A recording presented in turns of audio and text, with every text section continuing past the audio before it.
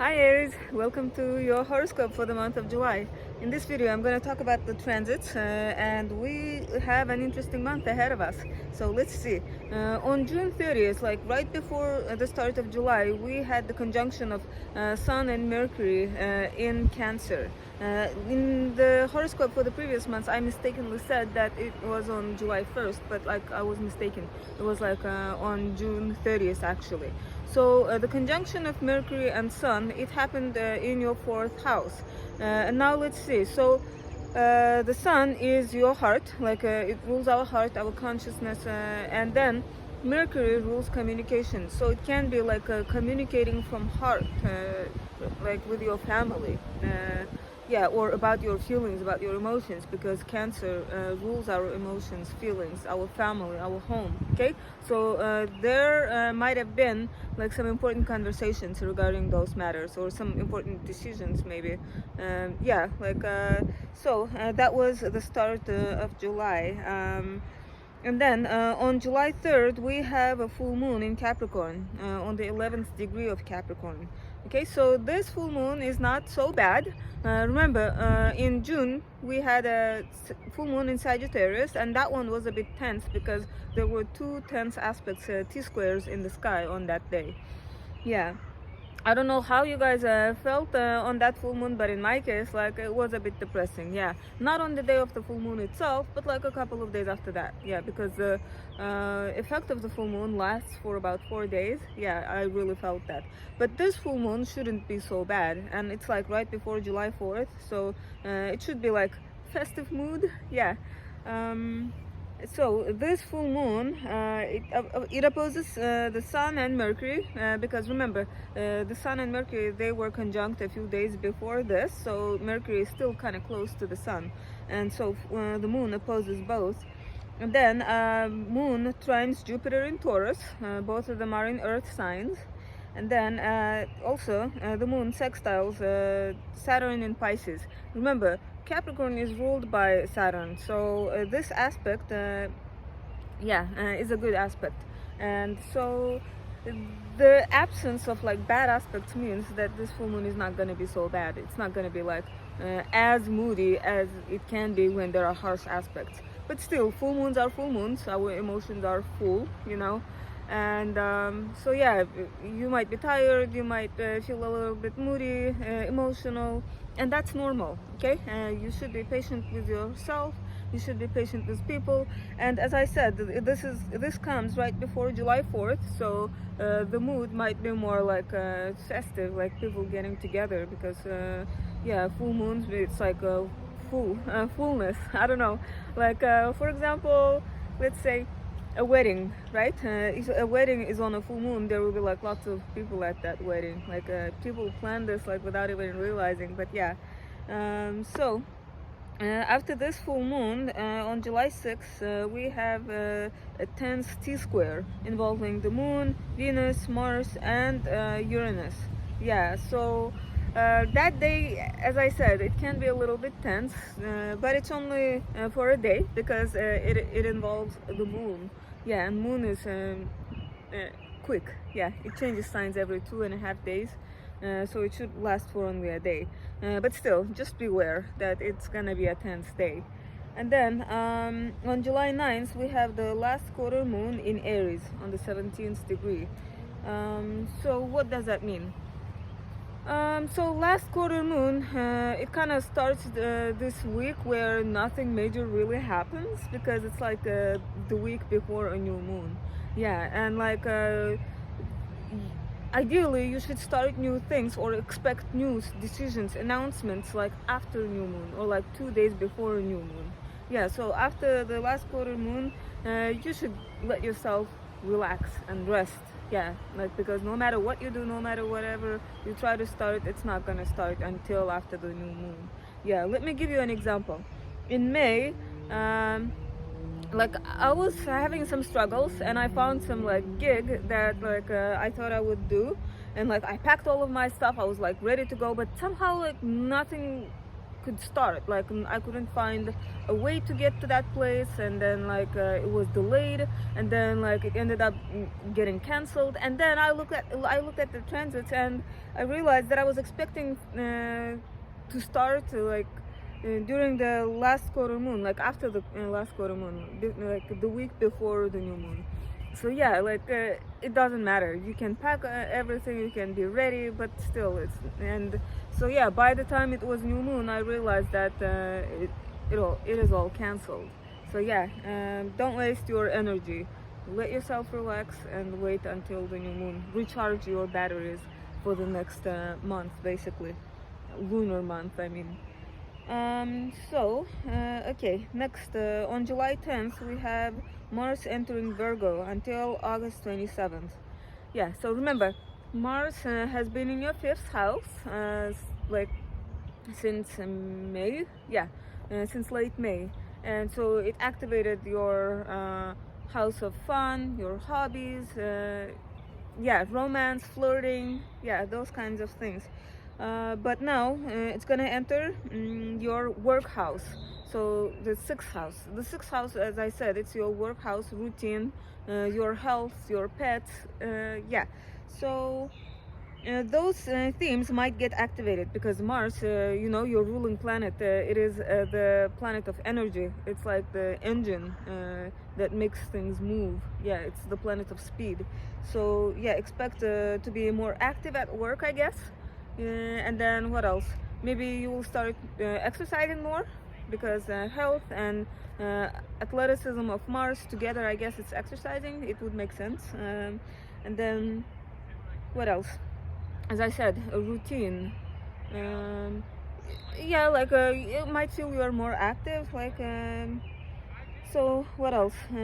Yeah, so it's gonna be in your sixth house until August 27th. And then on July 11th, we have Mercury entering Leo until July 28th. Yeah, so the communication planet enters your house of fun, your house of hobbies. So yeah, it's gonna be like, I don't know, time of communicating from heart because fifth house is the house of Leo, and Mercury in Leo, it's like from heart. Yeah. And then what else? It can be more like talking about like yourself more. Yeah, I mean Aries, we are the sign of like I, me. Yeah, so in Mercury, when Mercury is in Leo, yeah, we tend to be more like me, like turning the conversation about ourselves, I guess. But there's nothing wrong with that, if as long as we are like interesting. So yeah, and it's gonna be in our fifth house for like 2 weeks.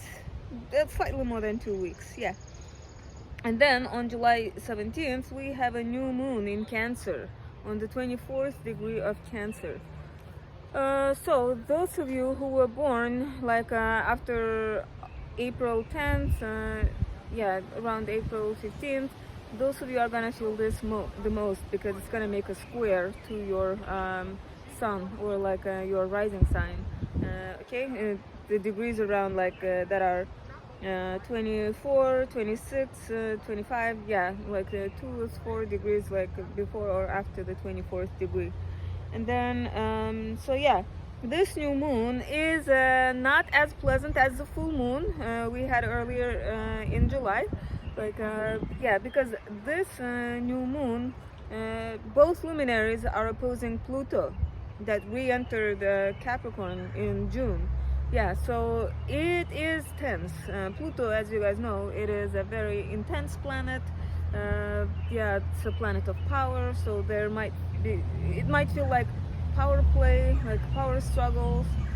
Yeah, or like something deep emotions, psychological.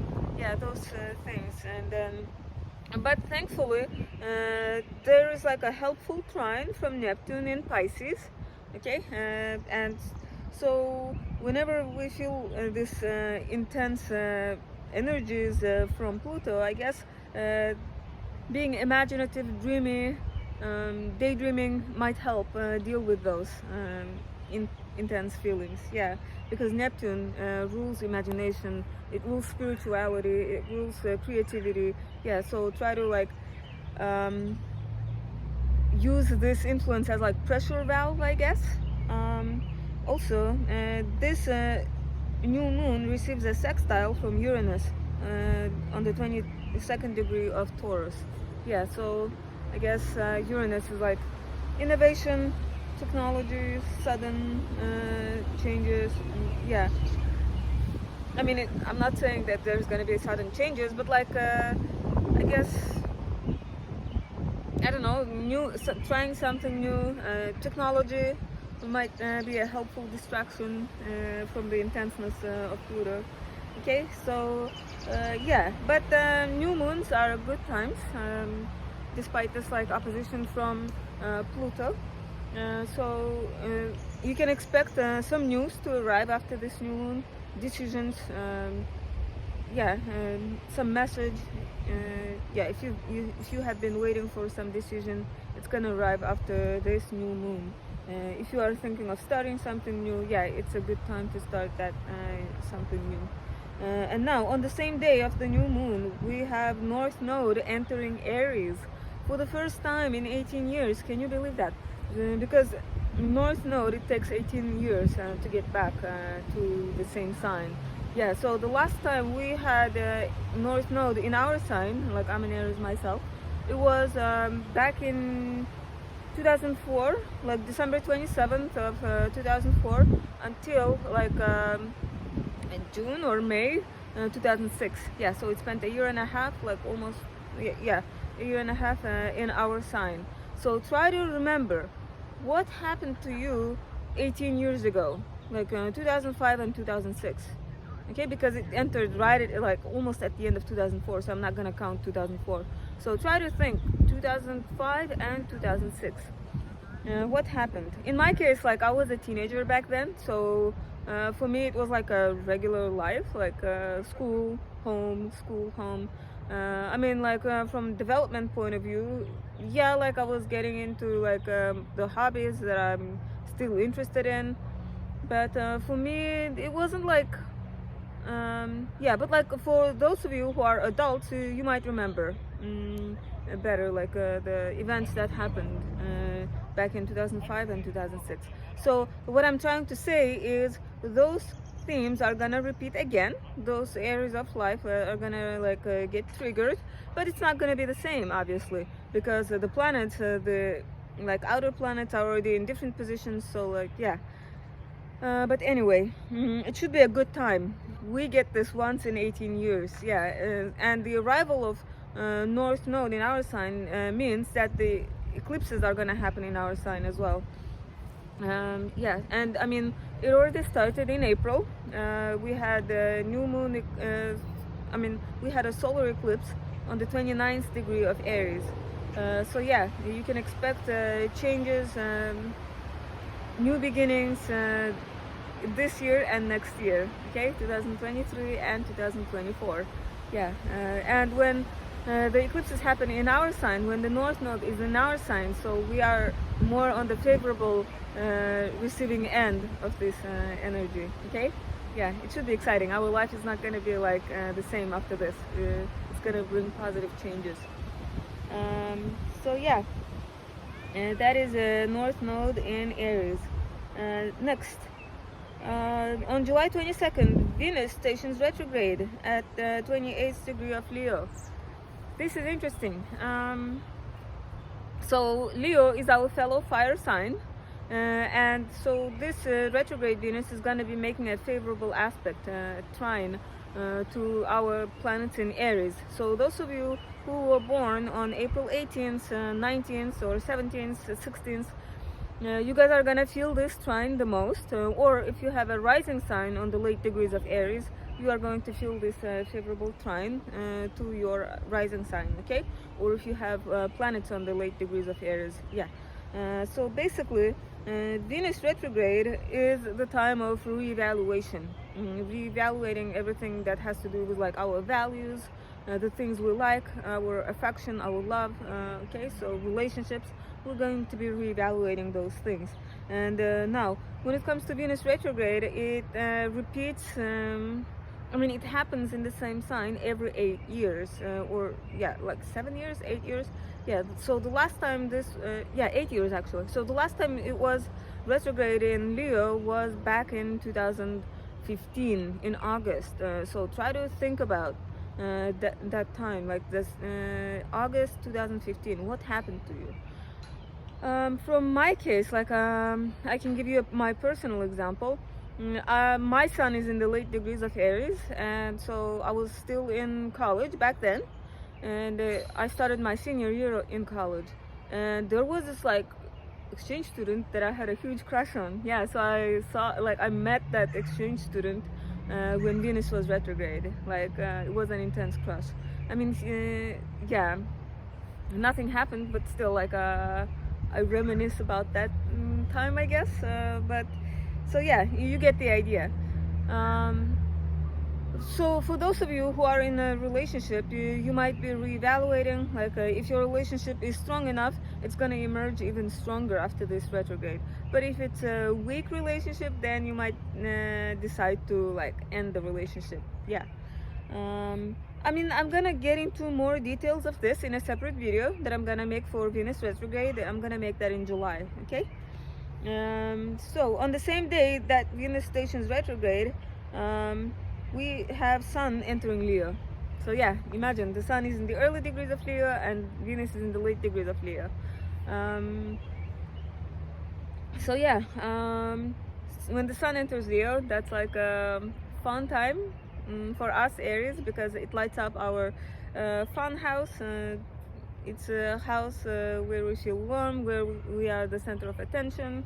It's the house of our hobbies. It's the house of children. Okay, so if you have children, try to spend time with your children. Yeah, like it should be interesting. And now, so that is it for July 22nd. And then on July 23rd, we have like I wrote here that we have the exact square of Pluto to North Node in Aries. I mean, like Pluto is in the 29th degree of Capricorn, and North Node is in the 29th degree of Aries. Both are cardinal signs, so they're gonna make a square. I mean, North Node is gonna be squaring Pluto as soon as it enters. So yeah, but like on July 23rd, it's gonna be like an exact square. Yeah.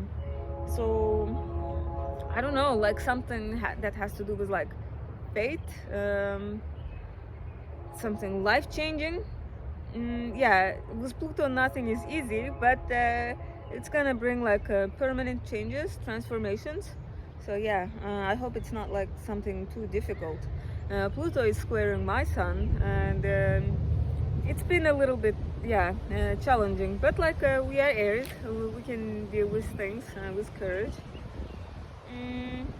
Now, on the same day that Pluto squares North Node exact, Chiron turns retrograde on the 19th degree of Aries. Yeah, so Chiron has been in our sign for a couple of years, and yeah, Chiron is the planet of like wounded healer. Yeah, so it's probably been opening up our wounds and like, so in order to heal that. Yeah, I mean, it's not painless. It is painful, but they're making that pain, causing that pain in order to heal us. So those of you who were born in like around, I don't know, April 9th, April 8th, you're gonna feel this retrograde. I mean, station of retrograde. Yeah, and it's gonna go retrograde for a few months. So yeah, and then like on July 25th, we have the first quarter moon. Okay, remember a week before this we had a new moon in Cancer, in our 4th house. So yeah, when we have the first quarter moon, it means like the results from what we started on that new moon is gonna start showing a little bit. We can see like a tangible progress, I guess. Yeah. And then on July 28th, we have Mercury entering Virgo until October 4th. Yeah, and it's gonna retrograde in Virgo on August. But like I'm gonna talk about that in August. Okay. So yeah, this is it for July. So The major events that are happening in July is the full moon on the 3rd. As I said, it's not going to be a bad full moon, and it's going to be like lighting up your house of career and home. So like work-life balance. That theme is going to be like relevant around this full moon. You're going to be thinking more about that. You're going to be like, yeah, so some things, and full moons are like mini culminations. So if you've been working on a project, you're going to complete this project around this full moon, because this full moon is happening in your career house. So yeah, it's like work related project, work related stuff coming to like some sort of completion. Yeah, minor, it's going to be minor because this is not a lunar eclipse. Okay. And since this is not a bad full moon, it should be pleasant, it should be good. And what else? And then we have new moon in Cancer, and so this new moon, both of the luminaries, both the sun and the moon, are in our 4th house. So 4th house is our family, our home, where we feel secure. It's our emotions. So those things, it's like a new page is gonna turn regarding those matters. So yeah. As I said, it's gonna be opposed by Pluto, so be aware. What else? Venus stations retrograde at like 28th degree of Leo. So yeah, be prepared to like reevaluate your relationships, your hobbies. Yeah. What else? North Node enters our sign, so this is significant. It's gonna be in our sign until like next year. Yeah, so try to use this time to implement changes, to start new things in your life. Okay, because we are receiving like green light from, I don't know, the stars, the universe. Okay. Yeah, the luck is on our side.